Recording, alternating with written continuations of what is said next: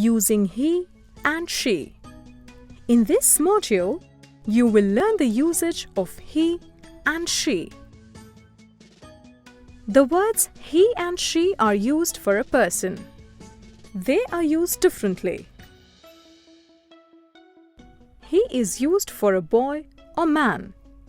In the example, this is Harry. He is a boy. He is used for the boy named Harry.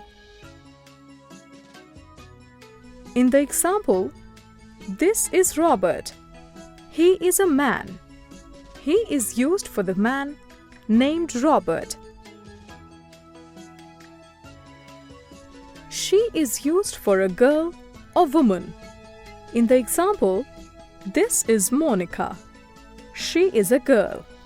She is used for the girl named Monica.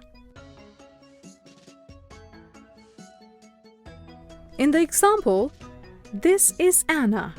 She is a woman. She is used for the woman named Anna.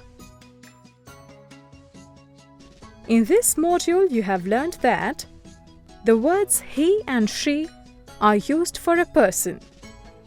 They are used differently. He is used for a boy or man.